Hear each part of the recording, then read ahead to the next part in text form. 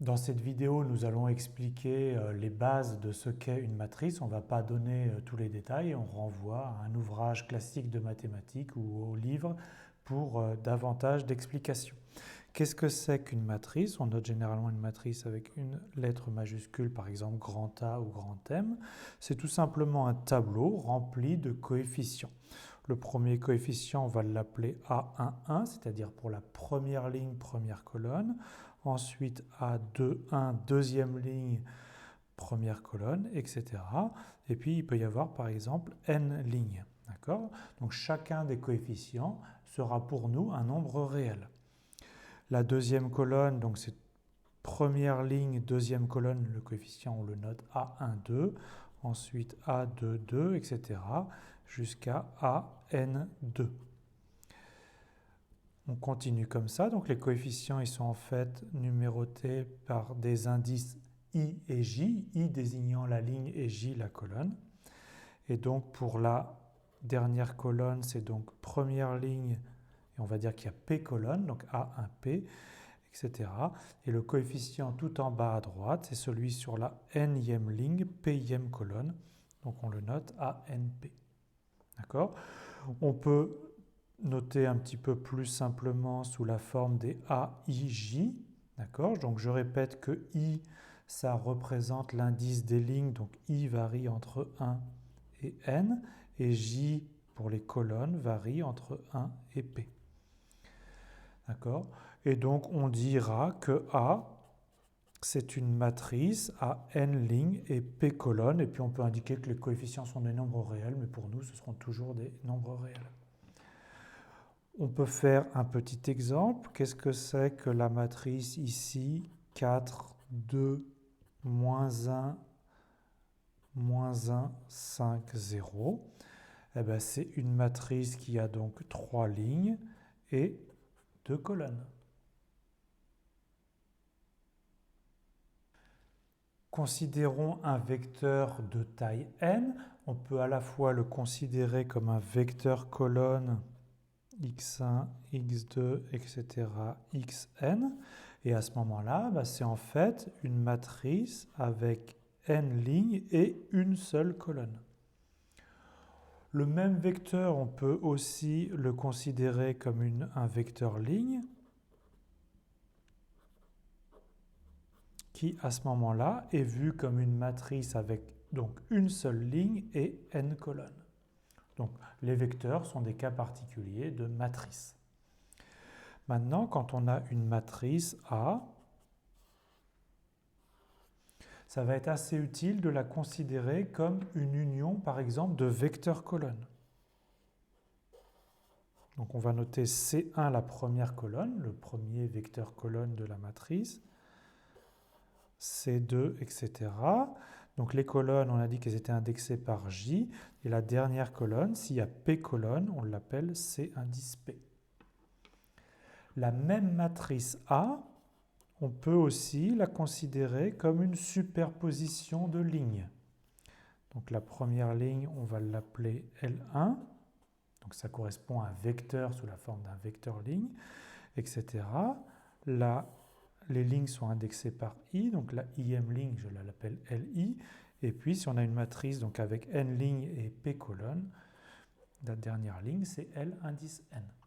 C'est assez utile de voir les matrices sous la forme soit d'une union de vecteurs colonnes, soit sous la forme d'une union de vecteurs lignes.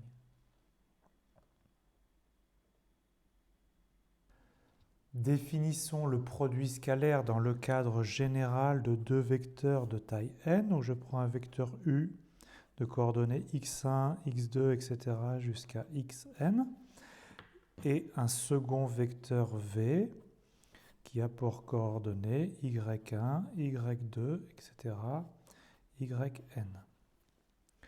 Le produit scalaire u scalaire v,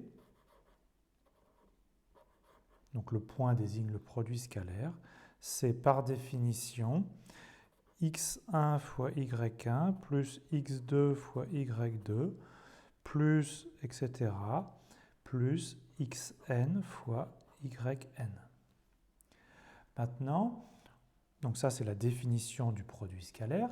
On va voir comment on peut l'interpréter pour le calculer plus facilement. Donc je vais écrire U, le vecteur ici que j'avais écrit sous la forme d'un vecteur colonne. Je vais plutôt l'écrire sous la forme d'un vecteur ligne, donc x1, x2, etc., xn. Et le vecteur V, par contre, je le laisse sous la forme d'un vecteur colonne, y1, y2, etc., yn. Et donc maintenant, pour faire ce produit scalaire, qu'est-ce que je fais? Je prends le premier élément donc de la ligne par le premier élément de la colonne. Donc je fais donc le produit x1 fois y1. Et ensuite, je passe au second élément, x2 et y2. Je fais le produit x2 fois y2 et à chaque fois, je fais les sommes de mes résultats. Donc x1 fois y1 plus x2 fois y2 plus x3 fois y3, etc. plus xi fois yi et plus le dernier élément, xn fois yn. D'accord? Donc cette opération-là, elle va être importante pour ensuite la multiplication des matrices. Expliquons comment multiplier une matrice par un vecteur. Donc je prends une matrice A de coefficient AIJ qui est une matrice avec n lignes et p colonnes. Je prends un vecteur X considéré comme un vecteur colonne avec P éléments, X1, X2, etc., XP.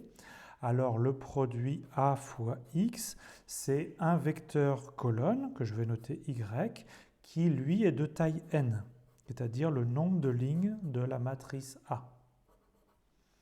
Et maintenant, je vais vous expliquer comment on calcule ce vecteur colonne Y. Alors, on va appliquer la disposition suivante. On va écrire la matrice A, donc le premier coefficient A11, ensuite A21, etc. On a dit qu'elle avait n lignes et p colonnes. Ensuite, le coefficient ici, ce serait A12, etc. jusqu'à A1p. Ça, c'est pour la première ligne. Et le dernier coefficient, c'est ANP. Donc là, j'ai écrit la matrice A. Maintenant, je vais écrire le vecteur colonne X. Je vais l'écrire en fait en haut à droite de la matrice. Donc j'écris ici x1, x2, etc., xp. Et maintenant, je vais écrire ici, donc à droite de la matrice A, un vecteur colonne, mais les coefficients vont être assez longs, donc ça va déborder, mais ce sera bien un vecteur colonne. Donc qu'est-ce que c'est que le premier coefficient, donc sur la première ligne de mon vecteur colonne y? Eh bien, en fait, je fais le produit scalaire de la première ligne de A avec mon vecteur colonne. Donc je fais A11 fois x1, puis plus A12 fois x2, etc., etc., jusqu'à A1p fois xp. Et maintenant, pour le deuxième coefficient, donc ça c'est un seul nombre réel. Pour le deuxième coefficient de mon vecteur colonne y, ben je fais la même chose avec la deuxième ligne de ma matrice et toujours mon vecteur colonne x. Donc ça fait A21 x1 plus A22 x2, etc. plus A2p xp. Etc., etc. Et donc pour le dernier coefficient de mon vecteur y, je fais le produit scalaire ici de la dernière ligne, donc la ligne numéro n, avec toujours mon vecteur x. Donc, on interprète ici la matrice A comme une superposition de la ligne L1, L2, etc. jusqu'à Ln. Et donc, pour calculer le vecteur I colonne Y, ici, pour le premier coefficient, j'ai donc fait tout simplement le produit scalaire L1 fois x, ensuite L2 fois x, etc. Et on avait n lignes, donc c'est bien L indice n, scalaire x. Et donc vous voyez ici que ça, qui est mon vecteur y, c'est bien un vecteur colonne de taille n.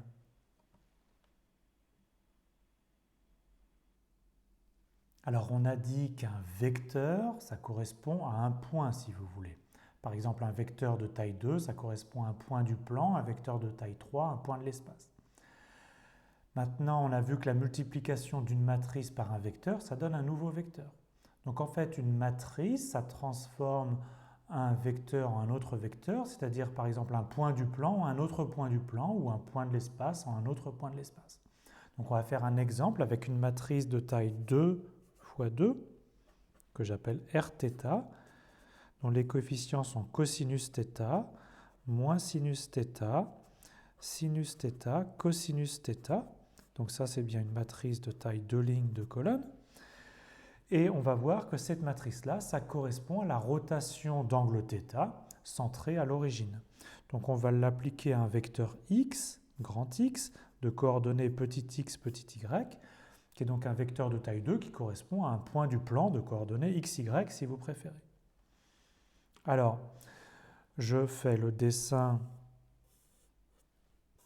Donc ici, on a l'origine, on prend un point x de coordonnées x, y qu'on peut interpréter comme le vecteur OX si vous voulez. Et maintenant, on va calculer ici le vecteur y qui est donc en fait Rθ fois x. Et je vous affirme que ça correspond à faire la rotation d'angle θ par rapport au vecteur x. Alors faisons les calculs maintenant des coordonnées du vecteur y. Donc on a dit que y c'était Rθ fois x, d'accord? Donc maintenant il faut écrire ça sous la forme d'un produit d'une matrice fois un vecteur. Donc on écrit cosinus θ moins sinus θ, sinus θ, cosinus θ. Et le vecteur x, on a dit, on l'écrit en haut à droite. Donc le vecteur x, je l'écris ici. Et donc maintenant, qu'est-ce que ça me donne comme résultat? Je fais le produit scalaire première ligne fois vecteur xy. Donc ça me donne x cosinus θ moins y sinus θ. Ça, c'est l'abscisse en fait de mon point grand Y. Et puis pour l'ordonnée, ça fait x sinus θ plus y cosinus θ. Et donc vous avez ici, si vous voulez, la formule de la rotation d'angle θ, donc toujours centrée à l'origine. Mais nous, on va préférer parler en termes de matrice. On préfère retenir que la formule de la matrice d'une rotation dans le plan, c'est donné par cette matrice de 2 là.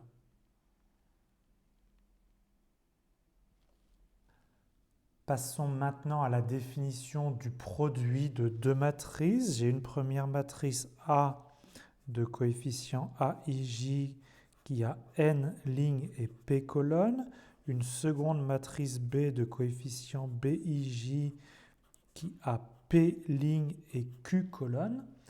Le produit A fois B, ça va me donner une matrice que j'appelle C, qui est donc A fois B, qui a des coefficients que j'appelle C indice IJ, qui va avoir n lignes et q colonnes. Son nombre de lignes, c'est le nombre de lignes de la première matrice, et son nombre de colonnes, c'est le nombre de colonnes de la seconde matrice. Et maintenant, pour calculer les coefficients CIJ, ils sont donnés par la formule suivante, un petit peu compliquée. Donc C indice IJ, c'est la somme pour K variant de 1 jusqu'à P de A, I, K, B, K, J. Donc ça définit chacun des coefficients de ma matrice produit A fois B. Donc dans cette formule, elle est un petit peu compliquée. I et J sont fixés, d'accord? Et l'indice K, qui on retrouve ici dans AIK et dans BKJ, c'est lui qui varie de 1 jusqu'à P. Alors maintenant, voyons la disposition qui aide à retenir cette formule un peu compliquée. Donc on va disposer la matrice A ici. La matrice B, comme auparavant, on va la disposer en haut à gauche. En haut à droite, pardon. D'accord? Et maintenant, le résultat, donc la matrice C, elle va s'obtenir ici. Et donc vous voyez avec cette disposition, déjà on voit bien que la matrice C, elle a autant de lignes que la matrice A, et la matrice C, elle a autant de colonnes que la matrice B. Dans la matrice A, je la considère comme une superposition de lignes, et donc j'ai par exemple la ligne L indice I de la matrice A. La matrice B, je la considère comme une union de vecteurs colonnes, et donc j'ai ici par exemple une colonne C indice J. Donc la ligne I de A et la colonne J de B vont m'aider à calculer le coefficient ici C indice IJ, où I c'est le numéro de la ligne de A et J c'est le numéro de la colonne de B. Et tout simplement, qu'est-ce que c'est que cette formule-là? Cette formule-là, c'est tout simplement que CIJ, c'est le produit scalaire de la ligne numéro I de A avec la colonne J de B. Donc en fait, les deux formules encadrées sont les mêmes. Ce sont les deux façons de voir le même coefficient.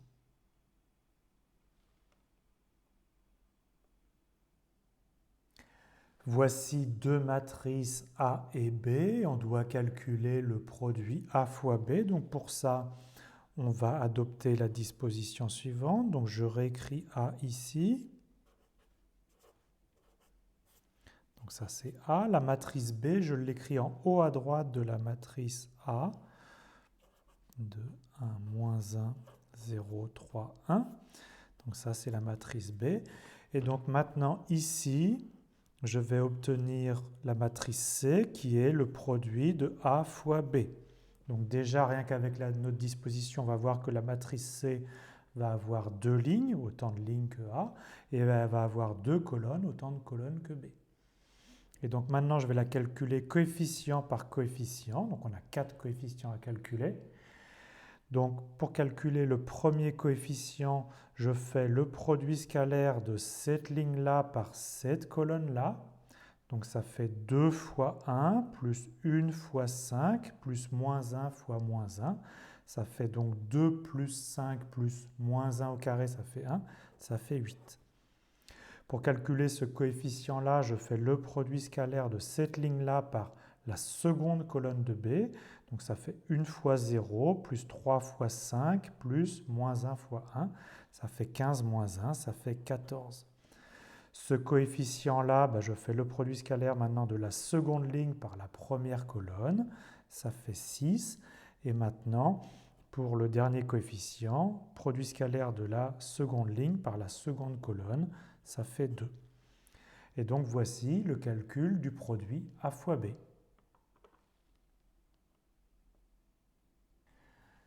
Il y a un piège avec le produit de matrice, c'est-à-dire que le produit de matrice n'est pas commutatif. Ça signifie que A fois B n'est pas la même chose que B fois A. D'accord? Donc il faut faire bien attention à l'ordre. En général, le produit A fois B n'est pas la même chose que B fois A. D'accord? On n'a pas parlé de la somme de deux matrices, mais la somme de deux matrices de même taille A et B, ça se fait sans problème. Le coefficient C indice IJ, c'est tout simplement la somme des deux coefficients, celui de A et celui de B. Donc on peut faire un petit exemple de somme. Donc je prends la matrice A qui est 5, 8, moins 1, 2, que je veux ajouter à la matrice 4, 0, 3, 3. Eh bien, on va obtenir, donc on a deux matrices 2 fois 2, on va obtenir une matrice 2 fois 2. Pour le premier coefficient en haut à gauche, on fait la somme des coefficients en haut à gauche. 5 plus 4, 9. Pour le coefficient en haut à droite, on fait la somme des coefficients en haut à droite, etc. Donc on fait les sommes coefficient par coefficient. Donc ça ne pose aucun problème. Et maintenant, alors une fois qu'on a bien compris que le produit de matrice, l'ordre avait une importance, les autres opérations ne posent pas de difficulté. Donc on a par exemple l'associativité, c'est-à-dire que quand on écrit le produit de A fois B fois C, eh ben, en fait, on aurait pu faire le produit de AB fois C. C'est-à-dire qu'on aurait pu aussi omettre les parenthèses, ça s'appelle l'associativité. Et puis on a la distributivité aussi, c'est-à-dire que le produit de A fois B plus C, eh ben, c'est AB plus AC.